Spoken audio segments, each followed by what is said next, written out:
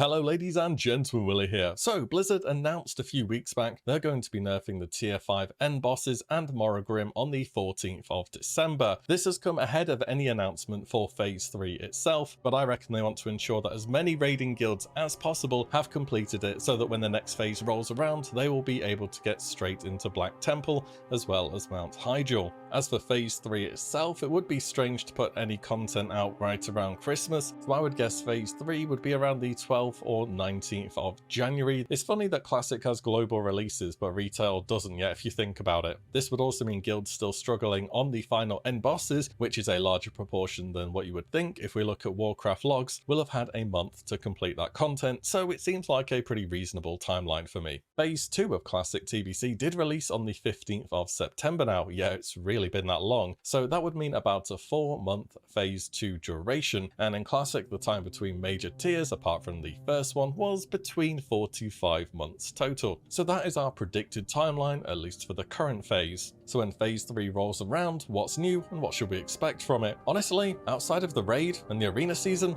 not all that much. Blizzard has already put loads of TBC content out early in Phase 1 and 2 that should have been put out in Phase 3 if we are following a launch schedule similar to TBC. For example, we already have Sketis and Ogrilar, KT and Mag drop items to turn in for gear, Ruins of Lordaeron Arena, Epic Flight Form, upgraded engineering goggles, new flight paths and quest updates, and just so much more. But our TBC is a bit of a pick and mix between the original, and some things are just in way earlier, and that's the way it is. So what is out then? The Netherwing rep, I assume, if you like the look of the mount and want to try and grind it for your first time or perhaps again, and there's going to be a lot of competition for the eggs this time around, I'll be willing to bet. The pre-quest for this, called Kindness, is already in the game and starts in Shadowmoon Valley. This is required to get you to neutral with the Netherwing faction and advance beyond it afterwards, and of course you're going to need a flying mount for that. For the first boss in Mount Hyjal, you might consider using some tricks that people used back in TBC. He doesn't have the most impactful mechanics, but one of them is Ice Bolt, which is a single target frost bolt, which does an absolutely enormous amount of damage and will kill you in about 2 to 3 seconds. It's treated as a stun, so things like your blink, your ice block, your bubble will be able to get you out of it, but for classes that don't have a way to remove it, people often use the PvP trinket back in the day to remove this stun and just guarantee that they don't fall over on the first boss fight. You only need to get the rare PvP trinket if it's not really your thing, which is only 4,000 honor I believe, and should be extremely easy to get. Otherwise you could use the living action potions. I don't see why those wouldn't work either. That would use your potion cooldown. Alternatively, you just hope your healers are on the ball and can keep you up. There'll be loads of gear, including resistance gear required for tier 6, mainly Primal Shadow, Water and Life, which you should expect to go up in price at least a little bit, particularly Primal Shadow. Now this is mainly for Mother Shiraz, where people may need to wear up to cap, that being 365, though it's speculated 300 may work, but we'll see how things look when we get there, I'd imagine. There are also a few bosses in Hyjal which benefit from at least wearing some shadow resist. In terms of sources for this and what you could consider doing in advance, there is currently a discoverable transmute for Water 2 Shadow. Shouldn't make you that much gold, but it's easy if you're not using your cooldown on anything else, and this is of course available for alchemists. Also for alchemists, you want somebody in your raid with the Major Shadow Protection Cauldron, as they are vastly more efficient than crafting individual potions and will be a huge benefit to your entire raid group. Now the recipe for Major Shadow Protection potions drops off Shadow Council Warlocks in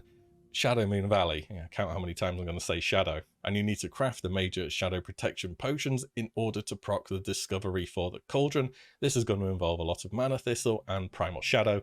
You should consider getting it done. And yes, in TBC, protection potions only do have a 2-minute duration now, that is correct, but you can still pre-pop and have some level of protection heading into the more dangerous fights. In a similar vein, take a look at the auction house for of Shadow Protection gear. This should be needed early on before the Shadow Resistance gear craftable through the Ashtongue Deathsworn rep becomes available. A few things to think about is don't buy a Shadow Resistance neck, they're a waste of money. You get one from the attunement to Black Temple, which will give you 40. You should always assume having 70 Shadow Resist from a priest, so going into Black Temple you will always have at least 110 Shadow Resist baseline. Work out what you need from that point in time. Moreover, the cloak should be the first item that is crafted, as you only need 1 Heart of Darkness to do so. It gives a lot of Shadow Resist, and you can enchant it with a further 15 Shadow Resist. Again, base your Shadow Resist needs off of that. I'd keep keep a lookout for any duplicate tier items that drop. You could always gen them with void spheres, which can be crafted through enchanters, just to give you an extra little bump in shadow resist, and they're going to be much better than the alternatives you can get your hands on early. This is particularly the case for Mage Lock Hunter tier,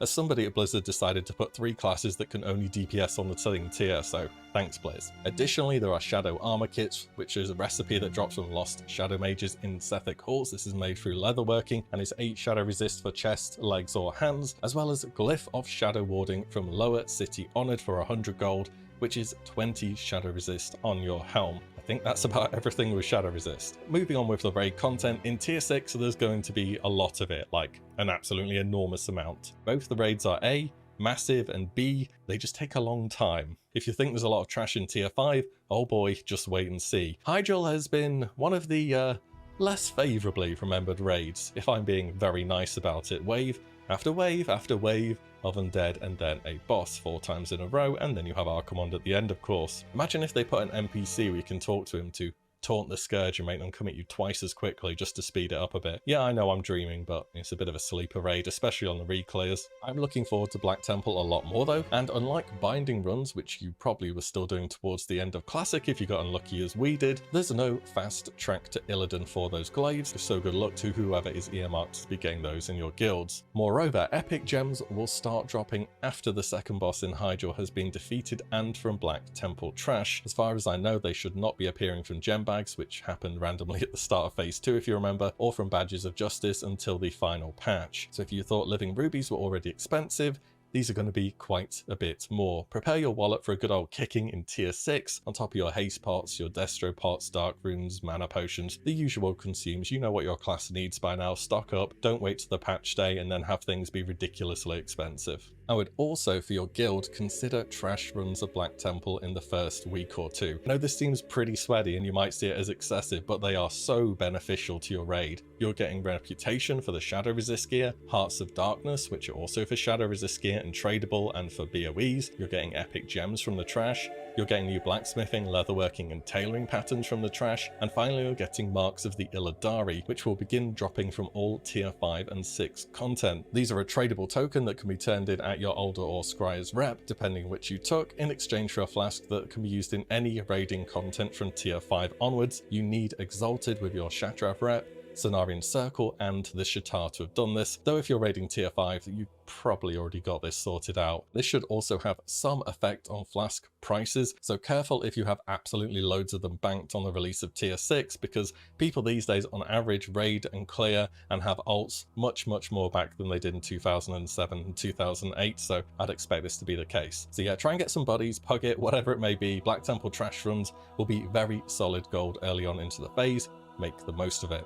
There is a new arena season, of course, I have to give that a mention, the new mounts, the new title, as well as us getting into the later stage of TBC for class performance. Druids and rogues only get better from here on out, you know. As to warlocks, I hear, they needed that little extra leg up in resilience. Oh, and this will be the longest season in TBC as well, as Phase 4 and Zulaman will not bring a new arena season. It was the longest one back in the day actually as well. So that's about everything I could come up with. Thought I'd still do the video as tradition, even though there isn't a huge amount outside of raid or arena. Hopefully you have some new ideas or found things useful here. If you think I missed off anything big, do drop it down below. As always, thank you all so much for watching and listening in, and I shall see you on the next one very soon.